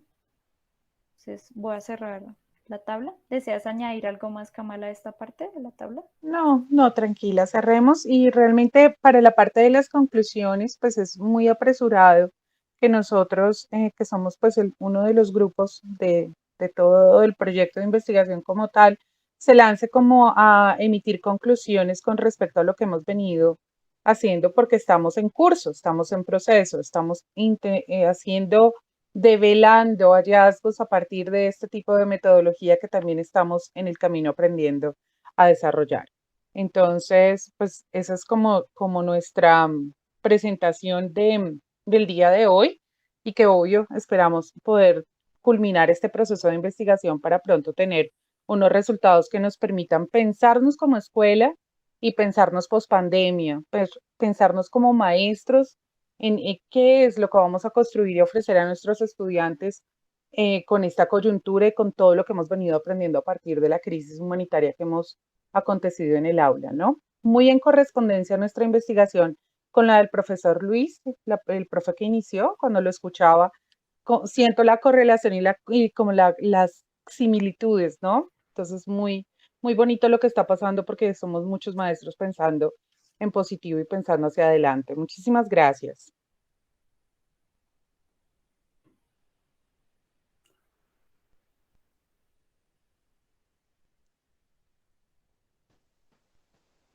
Ok, muchísimas gracias a ustedes. Recordarles una vez más, entonces, si tienen alguna pregunta, por favor, escribirla en nuestro chat. Allí también se encuentra nuestro link para la asistencia para los que estamos aquí. Nuestra siguiente ponencia está a cargo de Sandra Milena Agudelo, y Óscar Alejandro Díaz. Entonces, para su introducción, entonces, con el fin de ser material de apoyo para la enseñanza de la termodinámica, se presenta en este trabajo. Ay, discúlpenme un momentico. Ok, una cartilla orientada hacia personas principiantes en el tema. Este material se fundamenta en dos componentes, un explicativo y otro experimental. En el primer componente se muestran los conceptos y principios físicos que serán puestos en práctica. En el segundo se presenta el instructivo para la creación de dos motores a reacción, a partir de materiales caseros empleando combustibles sólidos y líquidos. Tomando como iniciativa la aproximación a estudiantes con nociones básicas de física y matemática a un estudio inicial de la termodinámica, surge este tipo de material didáctico en respuesta a la carencia del mismo. A partir de este proyecto se busca generar impacto e intereses en temas relacionados con las ciencias en los estudiantes. Entonces, bienvenidos Sandra Milena y Óscar. El nombre de la ponencia es Motores a reacción, una introducción a la termodinámica desde casa. Bienvenidos.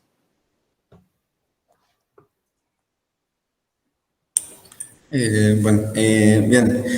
¿Se me escuchan muy bien? ¿El audio sí se escucha bien? Sí, sí, te escuchamos. Sí. Perfecto, ya comienzo a compartir, si me permiten unos segundos.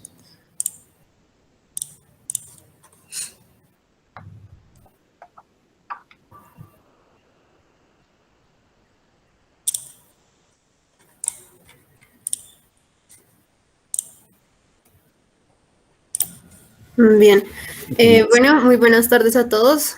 Muchas gracias por permitirnos ser parte de esta versión del encuentro de investigaciones de la Facultad de Ciencias y Educación de la Universidad Distrital.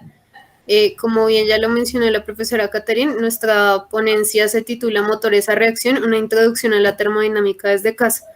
Y bien, para darle continuidad a la charla, vamos a utilizar el siguiente esquema para este recorrido de la presentación. Entonces, inicialmente vamos a presentar un contexto de dónde surge este proyecto de investigación, así como los conceptos físicos que al momento consideramos pertinentes para la enseñanza de la termodinámica a partir de la propuesta que planteamos con los cohetes caseros. Y finalmente, como este proyecto se encuentra en desarrollo, vamos a presentar algunas de las aplicaciones, digamos que también algunos de los avances más pertinentes que hemos tenido y de igual forma las proyecciones que tenemos pues hasta el momento. Siguiente, por favor. Bueno, inicialmente el contexto, digamos que se viene relacionando un poco con la ponencia anterior, que es algo también que pues surge a raíz de este contexto de pandemia, digamos que arrancamos ese proceso de investigación cuando nos encontrábamos en pandemia, pero más allá de eso inició particularmente por un proceso o digamos que una identificación de la carencia de materiales didácticos en la enseñanza de la termodinámica. Como estudiante de la licenciatura en física y Óscar como ya egresado de este mismo proyecto curricular de la Universidad Distrital, pues nos dimos cuenta de que particularmente se siguen empleando métodos tradicionales en la enseñanza de la misma y pues es bastante complejo también, pues dado el contexto de pandemia que ya he mencionado, ¿no? Digamos que ya se entran a temas un poco más estructurados de la carrera y pues es bastante difícil dar una continuidad a los procesos de enseñanza sin ese apoyo que nos brinda la parte de la experimentación y digamos que pues a partir de eso identificamos que pues debíamos darle solución a esta problemática y de alguna manera apoyar a los estudiantes que pues aún se encuentran en estos procesos de formación. Siguiente, por favor. Bueno, aquí podemos evidenciar digamos que un adelanto de este material que ya se mencionó, esta cartilla que nosotros planteamos como propuesta. Listo. Cabe también para ampliar que la termodinámica tiene unos conceptos mucho más elaborados que otras partes de la física, digámoslo así, a pesar, o sea, sin echar de menos. ¿Eso qué quiere decir? Que el background que tiene que hacerse en términos físicos es más amplio, o sea, la termodinámica requiere de más conceptos previos para poder comprenderse. Eso es lo que, digamos, genera dificultad al momento de, pues, de enseñarla y aprenderla, porque así como uno fue estudiante y se convirtió en docente, pues uno conoce, digamos, las dos caras de la moneda. En la parte izquierda podemos, digamos, observar una vista previa de lo que es nuestro material didáctico que aún se encuentra en desarrollo. Es la cartilla que pues estamos elaborando y que nos permite en este espacio presentar, titulada igual que esta ponencia, Motores a Reacción, una introducción a la termodinámica desde casa. Listo, en la parte derecha hay unas muestras de unos clips en donde se muestra uno de los motores empleando combustible líquido, que pues es muy fácil de obtener, más en estos tiempos de pandemia, que es el alcohol o el gel antibacterial, ¿sí? Entonces, en el primero tenemos esta versión y en cámara lenta, digamos acá como para verlo con más detalle. Hubo unas pruebas piloto que realicé durante, digamos, el transcurso de cuarto periodo con grado décimo. Y esto, o sea, ¿cómo me explico? Esto atrae mucho en términos de didáctica porque no es algo muy novedoso en el aula. O sea, no es algo que, perdón, no es algo que se vea muy a menudo en el aula. Entonces, digamos que genera una experiencia significativa, que es lo que pues buscamos fortalecer en este caso. Listo. Espera, paso a la siguiente. Ya. El objetivo, si me permite leerlo, es diseñar, crear una cartilla como material didáctico para la enseñanza de la termodinámica por medio de cohetes caseros. Ese es el objetivo general de este proyecto de investigación. En las imágenes podemos evidenciar una parte del proceso de cómo pues, la elaboración de uno de estos proyectiles. En este caso es un proyectil de combustible sólido. Se emplea materiales absolutamente caseros, como lo son fósforos, papel, un cúter o unas tijeras, regla y cinta para armarlo todo.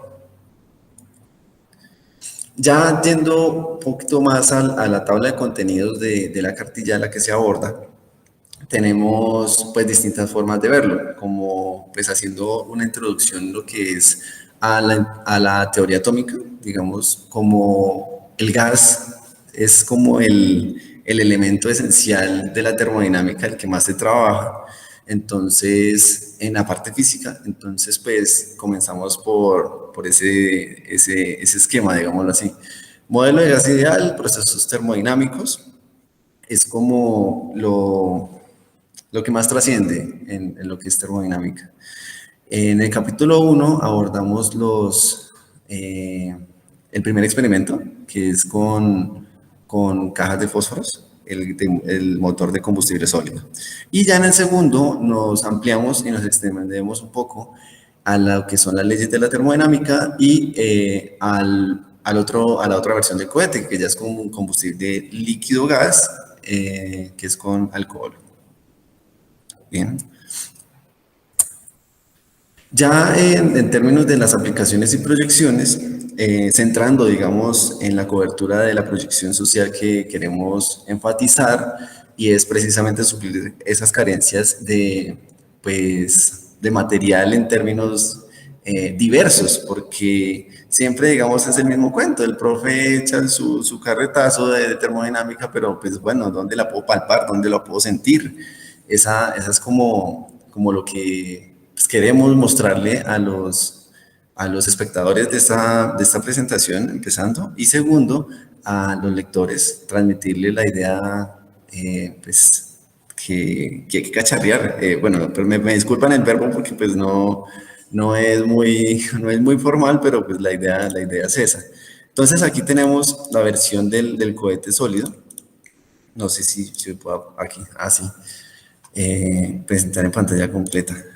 Acá, si se ve en la presentación, espere, yo reviso aquí. Sí se ve. Sí se ve perfectamente.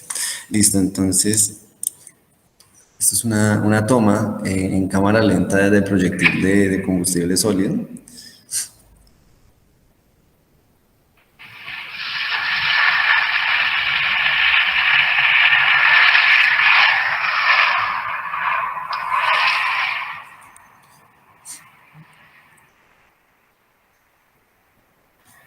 En el cual no se requieren materiales elaborados como exóticos o algo por el estilo, sino que son extremadamente fáciles de adquirir por cualquier persona, incluso de bajos recursos, por si de pronto esa es la complicación. En absoluto no son para nada caros. Espera ahora cómo me salgo pantalla completa. Ya. Y pues esta es otra vista de la filmación.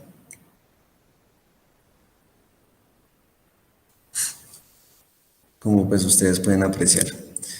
¿Listo? Esas serían como las dos versiones de los motores a reacción, como introduciendo el término pues, dando la introducción a lo que es termodinámica. No sé si de pronto, Milena, Pues, te si gustaría... puedes, por favor, regresar un segundo al anterior.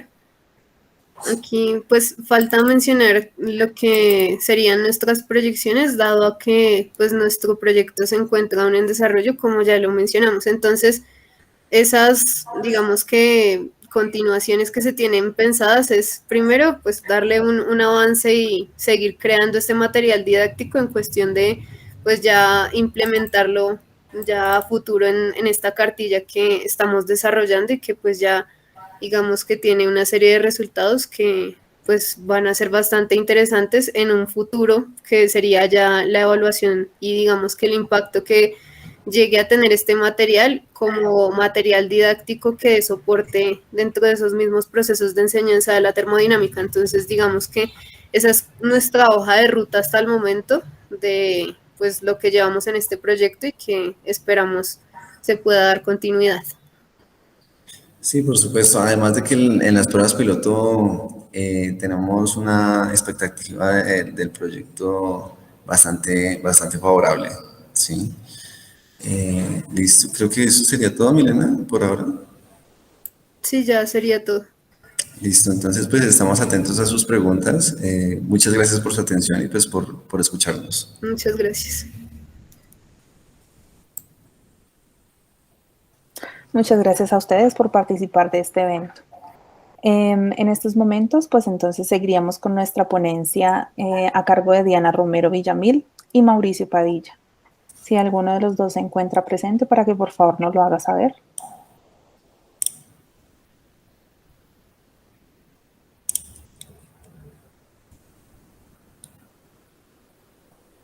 Ok, entonces hasta aquí sería nuestra parte de ponencias. Iríamos entonces con algunas de las preguntas que tenemos en el chat.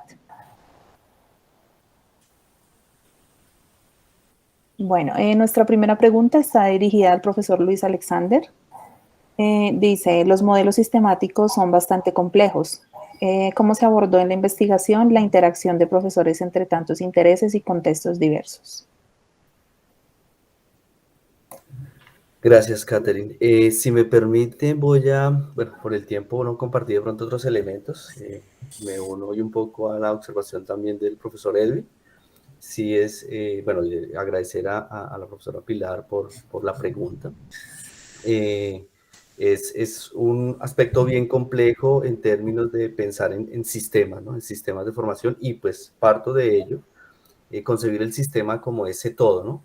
Donde cada uno de sus partes va a ser o va a cumplir un papel fundamental.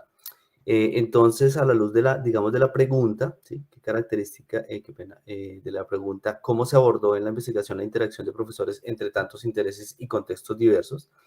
Efectivamente, como lo anuncié desde digamos, el título que coloqué a este espacio de reflexión, también aquí estoy compartiendo, no sé si ya están viendo mi pantalla. ¿Sí? Sí, señor. Bueno, aquí hay un elemento fundamental del cual pues por tiempo no quise, digamos, profundizar, pero tiene que ver con las comunidades de prácticas de profesores. Vistas desde Wenger, digamos que estas comunidades, la constitución de estas comunidades, y en particular desde la investigación, se reconocen estos tres aspectos, que son el de estructura, el de desarrollo o las etapas de desarrollo y el de existencia. Entonces, pensando digamos, en la pregunta que me formula, efectivamente hay allí un elemento de cómo abordar esta interacción. Entonces, bueno, constituidos los grupos, digamos, de reflexión, en principio los llamo grupos de reflexión colectivos y poco a poco, no todos ellos se van a constituir en comunidades de práctica. De hecho, la investigación lleva, digamos, en ejercicio, en plenitud, digamos, 2 años, pero llevará mucho tiempo para pensar que estos grupos de reflexión que se han venido constituyendo puedan llegarse, digamos, en términos de Wenger, a constituirse en comunidades de práctica.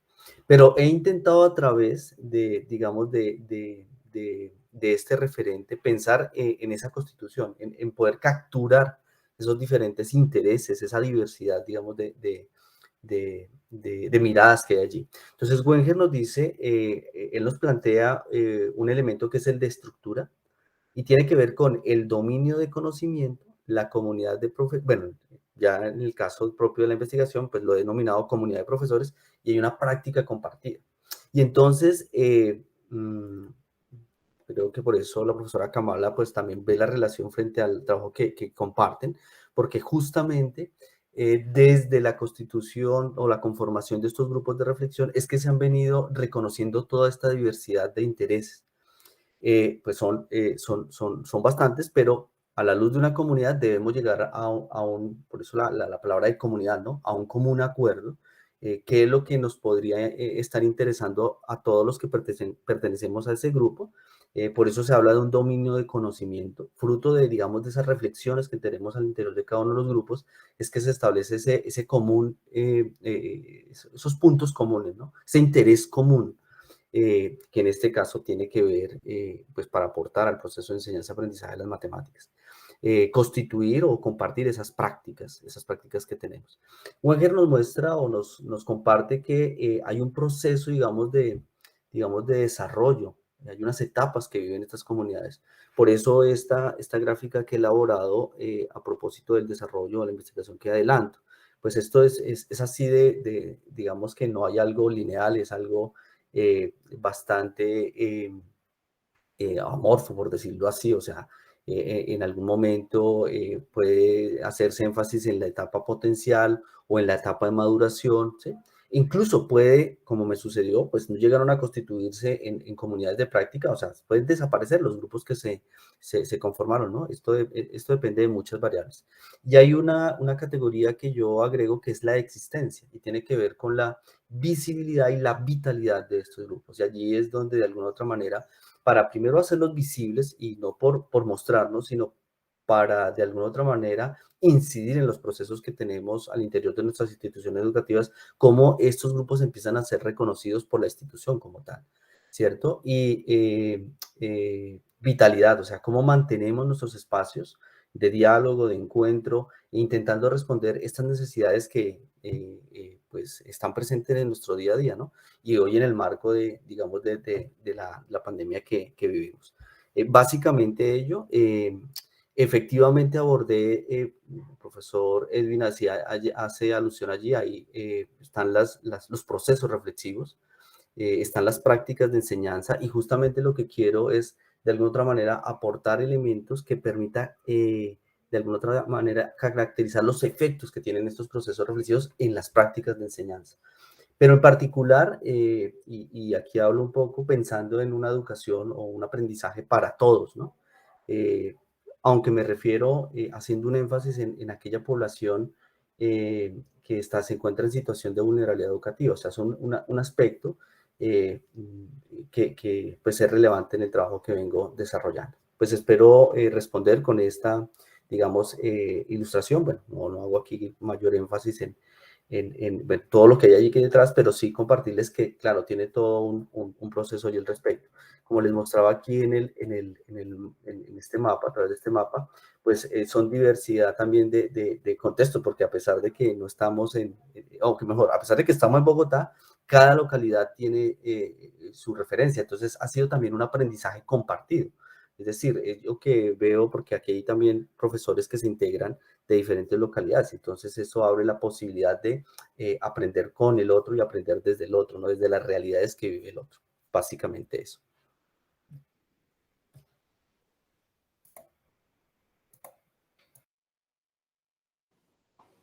Muchas gracias, profe, por su respuesta. Tenemos acá en el chat, entonces, precisamente una pregunta del profe Luis Alexander. Dice, profesor Edwin, un aspecto relevante en su investigación es la tarea. ¿Qué características debe tener el diseño de la tarea?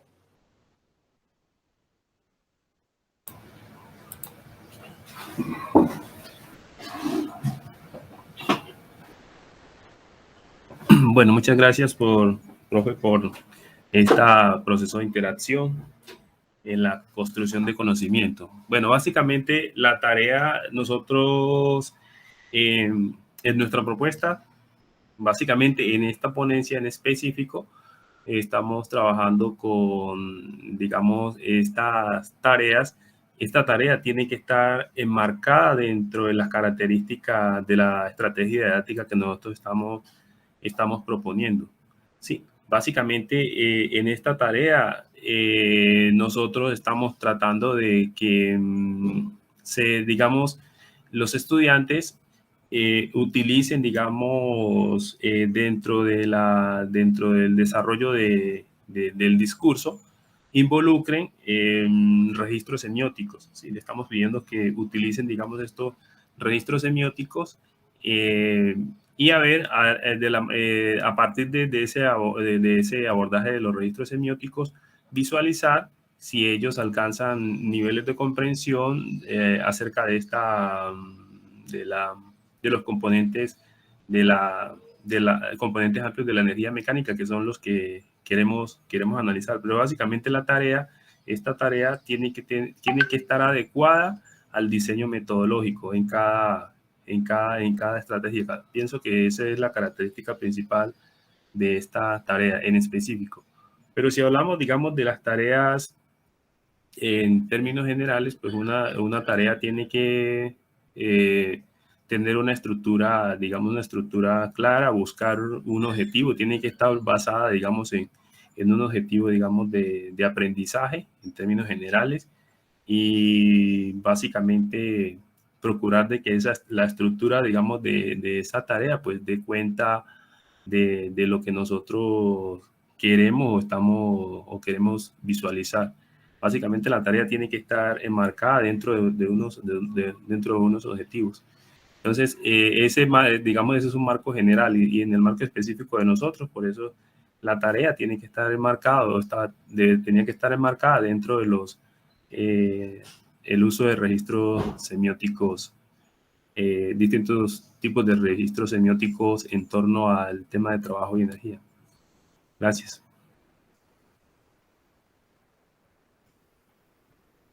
Muchas gracias, profe Edwin.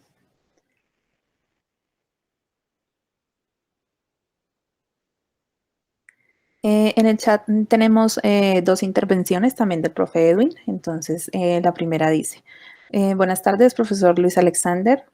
Felicitaciones por su investigación. Me parece muy pertinente y necesaria. Sin embargo, creo que se podría acotar las categorías iniciales, reflexión de los profesores, prácticas y temas de inclusión para que se reflejen en todos los resultados mostrados. Es como una sugerencia. El otro comentario son unas felicitaciones por el esfuerzo desde los diferentes contextos reales para tratar de entender. La profe Pilar entonces tiene una pregunta para nuestras compañeras Kamala, Natalie y Jenny. Teniendo en cuenta el tiempo de pandemia, antes y ahora, ¿se pueden hablar de grados distintos de la experiencia de incertidumbre de los docentes? Gracias, Catherine. Bueno, yo creo que para dar respuesta a la profe Pilar y al profe Luis, que también colocó una pregunta hacia nuestra investigación al final, pues realmente nosotros tomamos nota de la pregunta y la compartimos pues con el grupo, porque como les decimos, no estamos en vocería de todo el equipo en términos de presentarles nuestra propuesta, pero no podemos como lanzar juicios sin ser concertados y ser discutidos al interior del grupo. De manera personal, contesto yo como Kamala, profe de secundaria, de matemáticas del distrito, con experiencia soy especialista en educación matemática, soy magíster en educación y actualmente curso un doctorado. Pues me atrevería a decir que, por ejemplo, en este contexto de emergencia de la narrativa de los relatos, esos grados de experiencia de incertidumbre de los docentes no los vería de esa manera, como grados, no trataría de cuantificarlos, más bien pensaría yo, desde mi percepción personal, que se trata de la manera como los sujetos o los individuos asumimos ese sentimiento de incertidumbre frente a los retos que se nos impone en esta nueva vivencia, en esta nueva vida, en este cambio. O sea, definitivamente yo creo que todos coincidimos en que antes de la pandemia éramos unos, durante la pandemia fuimos una cosa y ahora digamos que podemos suponer que estamos post pandemia, somos otros, tanto como individuos en nuestras relaciones de subjetivas, de persona, de desarrollo de nuestra personalidad y de nuestras relaciones familiares, como las relaciones que establecemos en el rol de nuestra labor como docentes, como maestros que queremos enseñar algún tipo de conocimiento. Entonces, realmente yo veía la correspondencia con la investigación del profe Luis, porque muchas de las cosas que él está plasmando allí ocurrieron y surgieron a través de los relatos. Por ejemplo, una cosa preocupante es la manera como las decisiones que toman los maestros frente a este reto de cómo enseñamos en educación remota, pues acudir al libro de texto, por ejemplo. Eso es una situación muy recurrente. Entonces, ¿cómo pensamos más bien ese sentido de incertidumbre en términos de cómo el individuo la asume? ¿Cómo se asume la incertidumbre? ¿Verdad? Entonces, también, para contestar al profe Luis al finalizar, él dice que en el análisis narrativo han contemplado emplear algún software. Por lo que observé, InVivo podría ser una buena herramienta. Y antes también habías escrito que de qué manera las decisiones que han tomado los profesores en tiempos de pandemia se podrían ver reflejadas en pospandemia. Entonces, como les digo, esta percepción es completamente mía, de Kamala, y es esa, o sea, somos otros después de la pandemia y somos otro tipo de maestros y hemos aprendido muchas cosas en el camino. Creo que aprendimos a comunicarnos de manera muy distinta y a incorporar justamente ese núcleo familiar y esa familia cuidadora con los niños que realmente tuvieron esa oportunidad para evidenciar en ellos que sí se generaron procesos de aprendizaje, específicamente pues en el caso de nosotros de las matemáticas. Pero en general uno podría decir que como familia ellos crecieron mucho en términos de estrategias de aprendizaje. El software al que te refieres, sí, profe Luis, el profesor Pedro Rocha en su grupo de trabajo está incorporando esta tecnología, digámoslo de cierta manera, este tipo de análisis, porque pues los tres investigadores, tanto Diana Gil como el profe Pedro Rocha, como el profe Fernando, cada uno tiene su configuración muy personal y su estructura teórica muy diversa, muy particular, y eso de alguna manera ha encaminado y ha llevado el curso de cada uno de los subgrupos de investigación y cada uno como que va por donde su referente teórico se lo permite hacer. Entonces, en este caso, el profe Pedro Rocha, que pues creo que la mayoría lo conocemos y sabemos cómo Pedro aborda desde la conceptualización estadística sus procesos pues, de investigación, él está encaminado a desarrollar a través de este tipo de herramientas el análisis a los relatos, a estas narrativas que se han construido por los maestros. No sé si Karen quieres aportar algo más, pero la verdad sigo haciendo énfasis en que es mi posición muy personal, porque las preguntas tal y cual como ustedes las hicieron, las socializaremos en el grupo y las llevaremos al equipo para que en posteriores encuentros podamos ampliar muchísimo más esta información. Gracias. Bueno, al igual que lo menciona Kamala, pues voy a darlo desde manera personal, ¿no? Entonces, con respecto a esto, yo creo que si hay un cambio, obviamente hay un cambio en el profesor antes y ahorita como llega a la institución después de la pandemia. Esto hace que los momentos de la pandemia, cada uno hizo que las estrategias del docente fueran cambiando.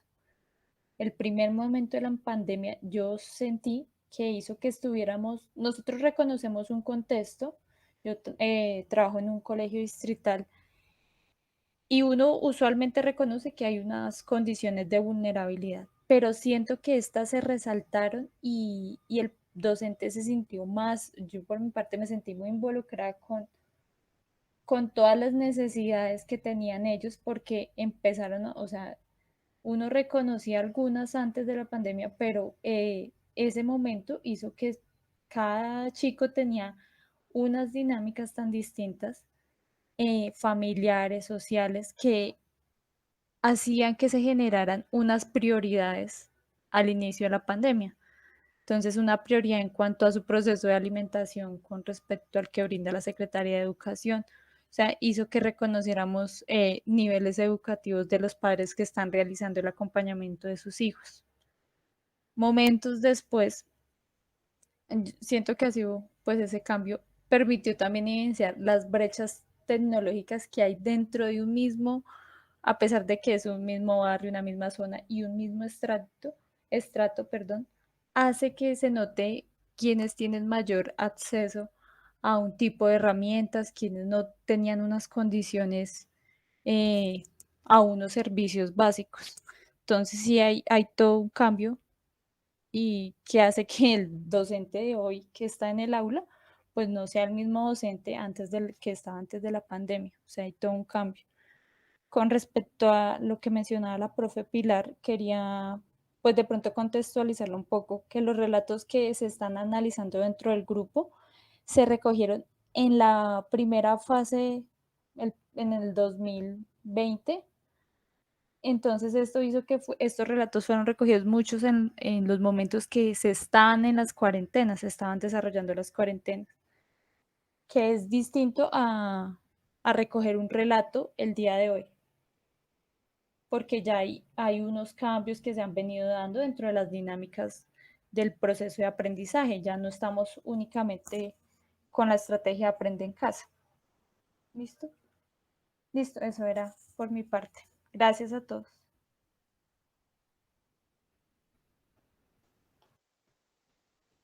Muchísimas gracias por sus respuestas. Siguiendo con nuestro chat, entonces tenemos un comentario de la profe Kamala. Dice, gracias Oscar y Sandra por compartir la experiencia. Importante pensar las implicaciones de los diseños didácticos para ser desarrollados de manera autónoma por los estudiantes en casa. La guía debe ser comprensible para que no requiera el acompañamiento directo del docente. Es como una sugerencia que hace la profe. No sé si alguien más tenga alguna pregunta, tenga algún comentario, alguna sugerencia. Lo podemos hacer aquí de una vez.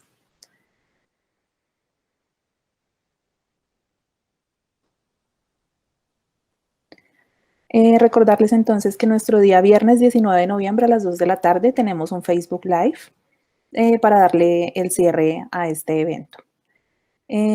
Sí, le doy la palabra a Luis Alexander, por favor. Gracias, Caterine. Es que veo en el chat una pregunta dirigida a Oscar y Sandra. ¿Qué elementos del diseño de material fortalecen la cartilla que vienen construyendo? De pronto porque hay como varios mensajes, entonces para que ellos puedan tener la palabra. Gracias, profe. Sí, no la veo acá. Sí, vale. Pues la pregunta la hace directamente la profe Pilar y pues sí, como lo menciona el profe Luis, es ¿qué elementos del diseño del material fortalecen la cartilla que vienen construyendo? Es una pregunta bastante importante y digamos que es una motivación también para nosotros socializar este trabajo que venimos desarrollando en este espacio del encuentro de investigaciones, porque pues digamos que no somos expertos en la creación de pues material didáctico, pero pues actualmente estamos como haciendo la revisión respectivamente de qué características debe tener y digamos que qué condiciones en particular debe cumplir. Entonces es bastante importante pues recibir como la retroalimentación de parte de todas las personas presentes, ya que pues como lo menciono no somos expertos, pero digamos que algo que hemos notado a partir del diseño del material que pues hemos creado y que venimos también desarrollando y complementando es el hecho de que pues al momento el material es un documento virtual, por así decirlo, y que pues tiene una ventaja bastante grande y es que digamos se pueden agregar recursos que en un libro físico serían difícilmente, digamos que algún material difícil de visualizar.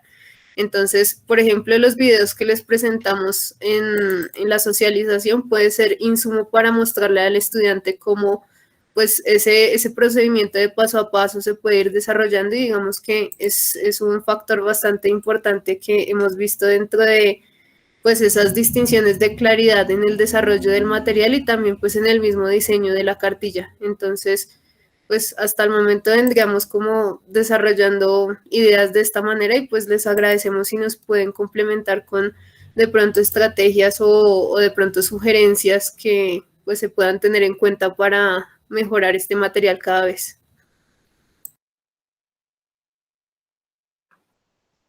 Muchísimas gracias, Sandra, Milena. Ok. En el chat encuentran entonces de nuevo el link de asistencia para las personas que no lo hayan diligenciado todavía. De nuevo, invitarlos a nuestro cierre del evento el 19 a las 2 de la tarde por Facebook Live en la cuenta de la Facultad de Ciencias y Educación. Si no hay más preguntas o más comentarios, pues les agradecemos mucho la asistencia a este encuentro de investigación de la Facultad de Ciencias y Educación. Muchísimas gracias por asistir y que tengan una muy feliz tarde. Catherine, muchas gracias. Muy buenas tardes a todos. Gracias. Gracias por el momento. Gracias. Gracias, hasta luego.